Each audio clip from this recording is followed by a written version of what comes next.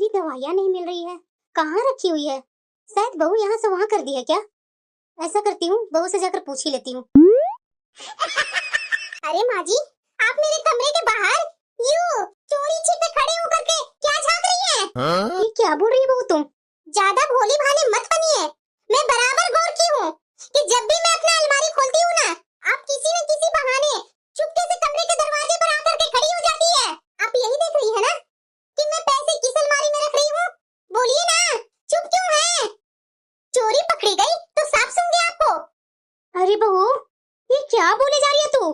मैं आपको बहुत अच्छे से जानती हूँ माँ जी। चुपके से आप पैसे निकाल लेंगे, दुलारी बेटी या मामा जी आएंगे तो उन्हें पकड़ा देंगे। और वो लोग भी पैसे लेकर के रफू चक्कर हो जाएंगे। फिर हम कैसे पता लगाएंगे कि पैसे किसने लिए? यही बात है ना माँ जी? हे भगवान, बहू तू कैसी ऊंची बातें कर रही हो? भला मैं अपने ही बेटे के पैसे पर बुरी नजर क्यों रखूंगी? क्या मेरे बेटे का पैसा मेरा नहीं है? हाँ, वो बात अलग है कि मैं कभी अपने बेटे के पैसे पर अधिकार नहीं जताती हूँ। और तुम मेरे भाई और मेरी बेटी को क्यों घसीट रही हो? तुम्हारी भी तो माँ बहनें हमारे घर आती है ना बहू, पर मैंने तो आज तक उन पर कभी भी सबकी दृष्टि नहीं डाली। फिर तुम ऐसा कैसे सोच सकती हो बहू? अच्छा, तो अब अपने रिश्तेदारों की तुलना मेरी माँ और बहन से करेंगे? अरे जाइए जाइए, कहाँ मेरा परिवार और कहाँ आप लोग का परिवार? और आपने क्या बोला था कि आपके बेटे के पैसों पर आपका अधिकार है? भला हुआ कैसे? मैं भी तो सुनूं। एक माँ अपने बेटे को पाल पोस कर कमाने लायक बनाती है।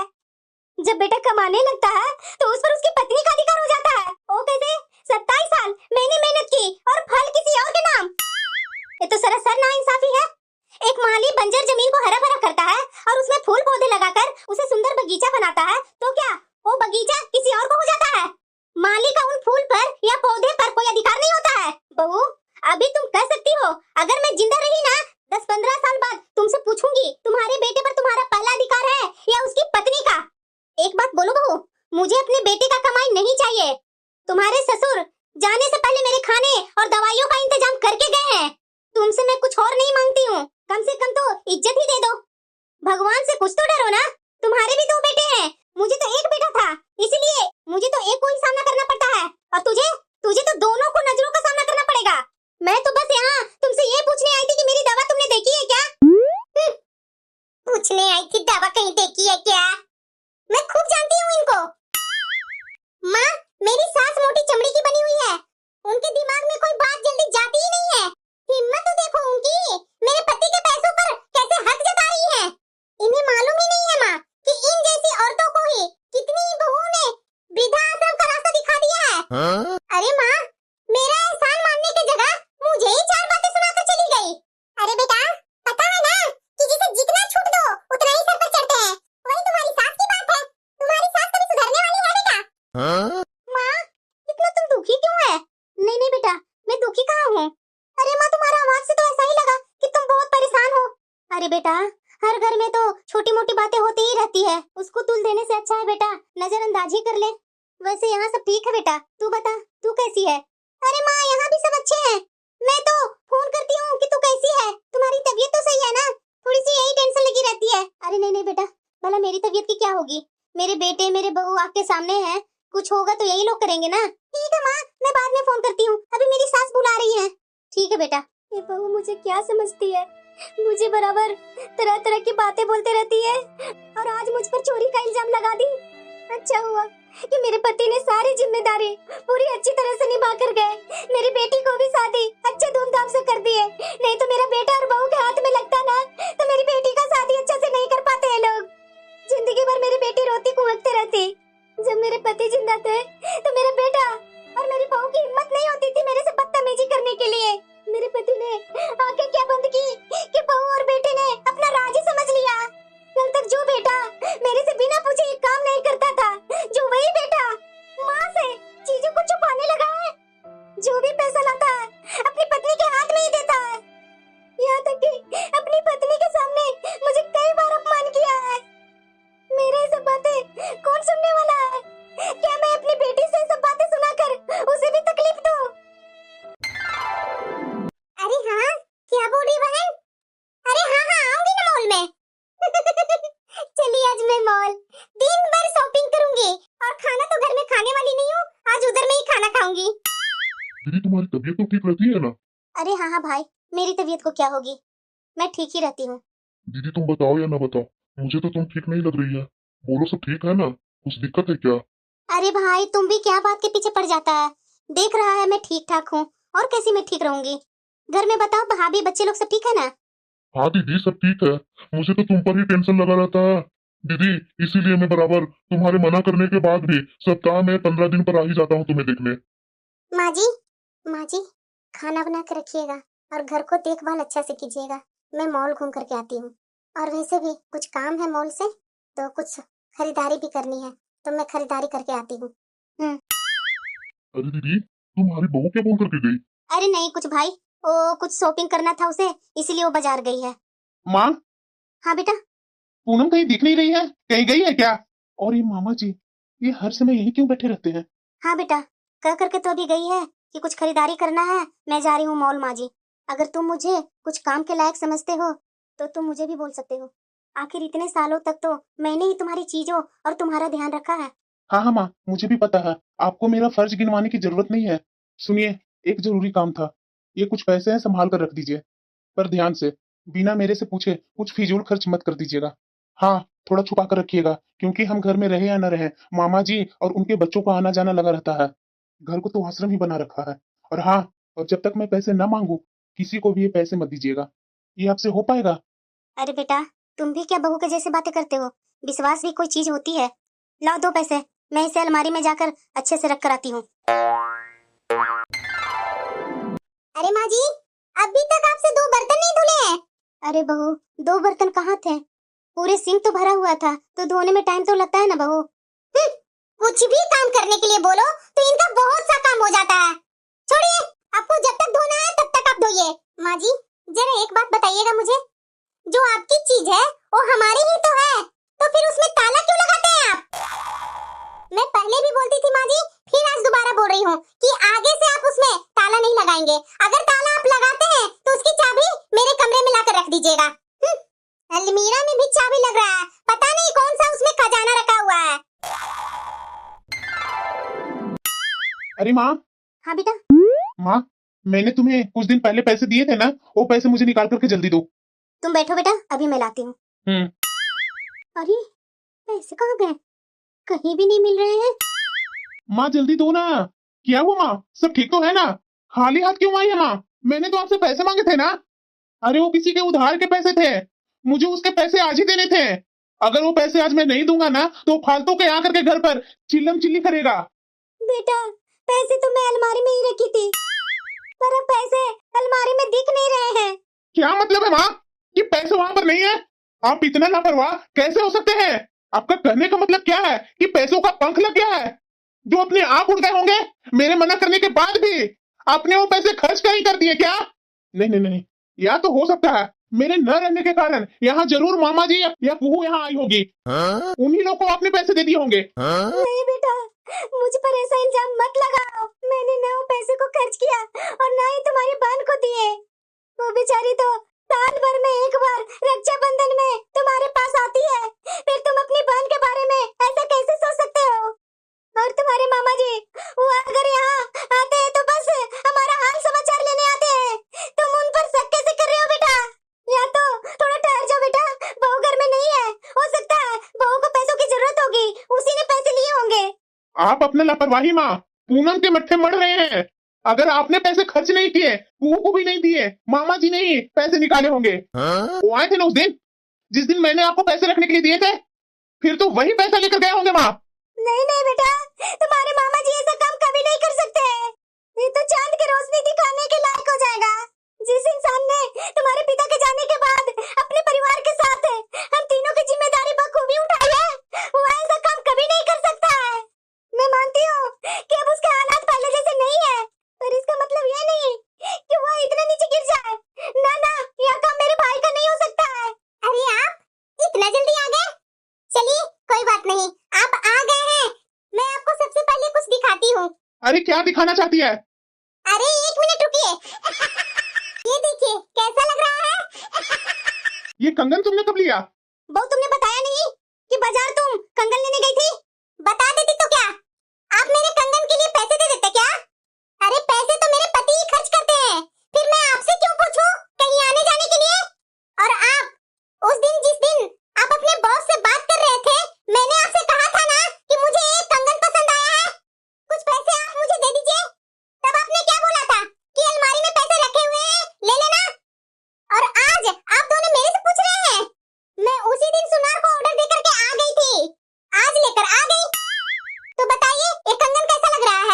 बहू, तुमने मुझे तो बताया भी नहीं और पैसे भी निकाल लिए। और बेटा तुम, वो तो बहू ने अच्छा किया कि बहू आकर के बता दी, वरना तुम तो मेरी बेटी और मेरे भाई पर चोरी का इल्जाम लगा रहे थे। एक नेक इंसान होने का मतलब यह नहीं होता कि हर कोई आकर उस पर लांछन लगाए, उंगली उठाए। अरे मैं तुमसे कह रही थी कि तुम्हारे मामा जी ऐसा काम नहीं कर सकते, पर तुमने मेरी एक नहीं सुनी। तुम्हारी पत्नी ने पैसे खर्च किए और तुमने अपनी माँ को चोर बना दिया। अच्छा फर्ज निभाया बेटा तूने। माँ, आप ये क्या बोल रही है? भला मैं और मामा जी भैया के पैसे क्यों लेंगे? मैं तो यहाँ आती भी नहीं हूँ और मामा जी हमारी खैर खबर पूछने आते जाते रहते हैं। इस घर से हम क्या दूर हुए, भैया ने तो हमें चोरी बना दिया। वो तो मुझे इस शहर से कुछ काम थे इसलिए मैं यहाँ आई थी और यहाँ आते के साथ मामा जी से मुलाकात हो गई तो मामा जी ने ही बोला कि बेटा तुम वापस अपने ससुराल क्यों जा रही है, तुम 2-3 दिन के लिए अपनी माँ से मिलती जाओ। तो मैं आ गई, वरना तो मुझे अपने भाई के मन का बात पता ही नहीं चलता। अरे नहीं नहीं कुहू, अरे हद करते हो बिना, तुम इतने बड़े आदमी हो गए हो जो तुम अपने संस्कार ही भूल गए। कल जिस मामा ने तुम्हें जीने का सलीका सिखाया था, आज वही चोर बन गया। मामा जी मुझे माफ कर दीजिए। बेटा, मैं तुम्हें बोल रही थी ना कि तुम्हारी बहन और तुम्हारे मामा ऐसा काम नहीं कर सकते हैं। अरे चांद पर थूक कर तुम खुद को ही लज्जित महसूस कर रहे हो। कहने से पहले सोचना चाहिए हम किसके लिए क्या कह रहे हैं। तुम अपनी पत्नी के प्रेम में इतने अंधे हो गए हो कि अपनी माँ और बहन को चोर बना दिया। भाई, मैं तो तुमसे नजरें मिलाने के लायक भी नहीं हूँ। बेटा को मुझे माफ कर दो को। तुम्हारे भाई ने जो जैसे तैसे बोला, मैं उसे रोक तो नहीं सकी, लेकिन तुम मुझे माफ कर दो। और भाई, हो सके तो मुझे माफ कर दो तुम। दीदी, अब मैं चलता हूँ। शायद अब मेरी यहाँ जरूरत नहीं है। जब आपसे मुझे मिलना होगा ना, तो मैं आपको अपने घर बुला लूंगा। मानता हूँ कि मेरे हालात अच्छे नहीं है, लेकिन मेरे बच्चों ने भी कभी मुझ पर शक नहीं किया और ना ही कभी करेंगे, इतना विश्वास है मुझे। अब मैं चलता हूँ। मामा जी, मैं आपके साथ आई थी, तो मैं आपके साथ ही जाऊंगी। मुझे भी यहाँ एक पल नहीं रुकना है। तुम दोनों की वजह से आज मेरी बेटी और मेरे भाई के सामने मुझे लज्जित होना पड़ा। इस बात के लिए मैं तुम दोनों को कभी जिंदगी भर माफ नहीं करूंगी। मैंने सारी संपत्ति और घर तुम दोनों को हवाले इसलिए नहीं किया था कि तुम मेरी बनी बनाई इज्जत मिट्टी में मिला दो। अगर तुझे मुझ पर या मेरे जानने वालों पर भरोसा नहीं है, तो तुम अपने रहने का इंतजाम कहीं और कर लो। माँ जी, बस बहू, कुछ ऐसा मत कह देना कि मेरा हाथ उठ जाए। तुम मुझे वृद्धाश्रम भेजने वाली थी ना? अरे जिसके रहने का खुद का ठहर ठिकाना नहीं है, वो दूसरों को उंगली दिखाती है। बेहतर होगा तुम दोनों पति पत्नी अभी के अभी जाकर कुहू और मामा जी से माफी मांगो। माफी मांगे मेरी जुती? आपकी बेटी की क्या औकात है जो मैं उससे माफी मांगूंगी? अरे माँ, बिना, अगर तुम लोगों ने माफी नहीं मांगी तो बेहतर होगा मेरे घर को खाली कर दो। मैं अपने ही घर में चोर बनकर नहीं रह सकती। माफी मांग रही हूँ ना। अरे पूनम, तुम्हें पता है अगर हम इस घर को छोड़कर कहीं और रहने गए तो उतना खर्च करना मेरे बस की बात नहीं है। ऐसे ही मेरी हालत टाइट है और ऊपर से तुम्हारे रोज रोज के ड्रामे, मेरे से बिना पूछे किसी के उधार पैसे रखे हुए तुमने खर्च कर दिए। बेहतर होगा पूनम कि कल सुबह जा करके ये कंगन वापस करके सारे पैसे लाकर मुझे देना, ताकि मैं उस आदमी को ये सारे पैसे लौटा सकूं। और याद रखो, अगर माँ खुश नहीं रही हमारे लिए बहुत ही मुसीबत हो जाएगी। पता है माँ, आज तुम्हारे दामाद जी को अपनी माँ के लिए उमड़ उमड़ कर प्रेम आ रहा है। ऐसा क्या हो गया बेटा? अरे माँ, तुम्हें पता नहीं है आज एक मैं क्या कंगन ले ली, उसके कारण तो माँ जी शेरी बन गए और उनके सामने उनका बेटा चूहा। अब तो ये मुझे माँ जी के साथ अच्छा व्यवहार करने के लिए बोल रहे हैं। बताओ जरा माँ। बेटा, समझदारी इसी में है कि तुम दामाद बाबू की बात मान लो। कहीं तुम्हारी सास ने सब कुछ तुम्हारी ननद के नाम कर दिया ना, तो तुम क्या करेगी? तुम तो सड़क पर ही आ जाओगी बेटा, और मैं तुम्हें यहाँ रख भी नहीं सकती। ये क्या बोल रही है माँ? अरे बेटा, मैं जो बोल रही हूँ सही बोल रही हूँ। यहाँ का तो सब कुछ तुम्हारा भाई देखता है, और यहाँ आकर के बैठ जाएगी तो तुम्हें पता नहीं कि तुम्हारी भाभी कैसी है। भाई के हाथ में सब कुछ आ गया है, तो बता तुम्हारा यहाँ क्या चलेगा? पहले तो तुम यहाँ आकर के जो मर्जी था भाभी के साथ जैसा तैसा व्यवहार कर देती थी, लेकिन अब आएगी ना बेटा, तुम्हारी भाभी पहले जैसी नहीं रही, तो बेहतर होगा बेटा तुम अपना घर संभाल। अब जैसा भी है वो तुम्हारा ससुराल है, तुम्हारे पति इतना अच्छा से मानते हैं, अगर थोड़ा बहुत अपनी सास के सामने झुकी जाएगी तो क्या खराबी है? मायके में झुकने से अच्छा है कि ससुराल में झुक जा। ये माँ क्या बोल रही है? सच में अगर मैं अपने मायके गई तो मैं जानती हूँ कि भाभी मेरे से चुन चुन कर बदला लेगी। इससे अच्छा है कि मैं अपनी सास के सामने ही झुक जाती हूँ, ताकि मेरा इज्जत तो यहाँ बरकरार रहेगा ना। सास के आगे झुकने में क्या दिक्कत है माँ जी? माँ जी, आप माँ जी को देखे हैं क्या? आज ही गिरगिट जैसा कैसे रंग बदल ली? अरे मैंने आपसे कुछ पूछा, आपने माँ जी को देखा है क्या? हाँ, शायद मामा जी के घर गई है। आप ना बिल्कुल सही बोल रहे थे, माँ के सामने झुकने में ही भलाई है। मैं तो बोलूंगी कि चलिए माँ जी से, मामा जी से और कुहू दीदी से माफी मांग लेते हैं। क्या?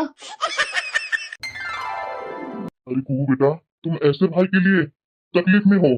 अरे ऐसा भाई किस काम का जो अपनी बहन को बहन न समझे? पत्नी के आगे तो सारे रिश्ते ही खत्म कर दिए उसने। मामा जी, मुझे अपनी माँ के लिए टेंशन लगता है। मेरा भाई ऐसा हो गया, मेरी माँ की कैसी जिंदगी होगी भाई के साथ? कुहू बेटा, भाई मुझे माफ कर दीजिए। अरे दीदी, तुम क्यों माफी मांग रही है? जिसे माफी मांगना है उसे तो शर्म नहीं है, आराम से पत्नी के साथ घर में बैठा हुआ है। भले तुमने क्या गलती की जो बार बार तुम माफी मांग रही है? दीदी, जब जब तुम माफी मांगती है ना तो मुझे बहुत ही गुस्सा आता है कि कैसे भांजे की गलती के कारण मेरी बहन मेरे सामने झुक रही है। मामा जी को मुझे माफ कर दो ना। माँ, सबसे पहले तो आप माफ कर दो ना, क्योंकि सबसे ज्यादा बदतमीजी तो मैं आपके साथ किया। हाँ माँ जी, हम लोग को अक्ल नहीं थी। सॉरी माँ जी, मुझे माफ कर दीजिए।